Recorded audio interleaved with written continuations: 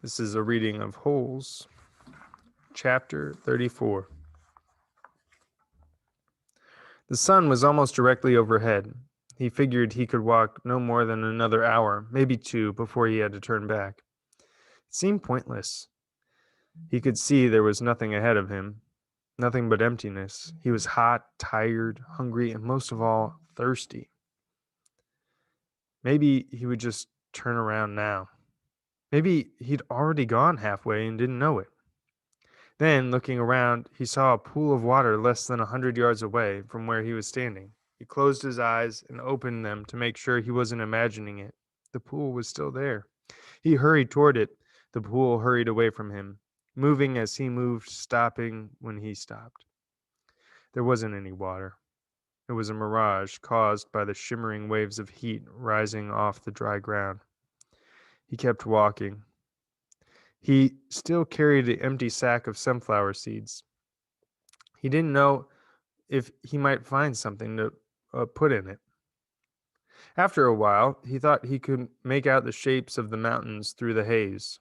At first, he wasn't sure if this was another kind of mirage, but the farther he walked, the clearer they came into view. Almost straight ahead of him, he could see what looked like a fist with its thumb sticking up. He didn't know how far away it was. 5 miles? 50 miles? One thing was certain, it was more than halfway. He kept walking toward it, although he didn't know why. He knew he'd have to turn around before he got there, but every time he looked at it, it seemed to encourage him, giving him the thumbs up sign. As he continued walking, he became aware of a large object on the lake. He couldn't tell what it was, or even if it was natural or man made. It looked like a fallen tree, although it didn't seem likely that a tree would grow here. More likely, it was a ridge of dirt or rocks. The object, whatever it was not on the way to the big thumb, but off to the right. He tried to decide whether to go to it or continue toward the big thumb, or maybe just turn around. There was no point in heading toward Big Thumb, he decided. He would never make it.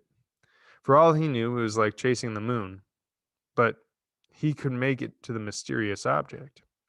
He changed directions. He doubted it was anything, but the fact that there was something in the middle of all this nothing made it hard for him to pass up. He decided to make it to make the object his halfway point, and he hoped that he hadn't already gone too far.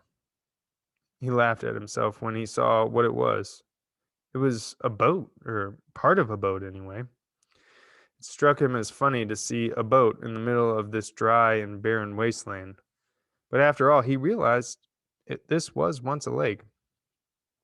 The boat lay upside down, half buried in the dirt. Someone may have drowned there, he thought grimly, at the same spot where he could very well die of thirst. The name on the boat had been painted on the back. The upside down letters were peeled and faded, but Stanley could still read the name, Mary Lou. On one side of the boat there was a pile of dirt, and then a tunnel leading down below the boat. The tunnel looked big enough for a good-sized animal to crawl through. He heard a noise. Something stirred under the boat. It was coming out. "Hey!" Stanley shouted, hoping to scare it back inside. His mouth was very dry, and it was hard to shout very loudly. "Hey," the thing answered weakly. Then a dark hand in an orange sleeve reached up out of the tunnel.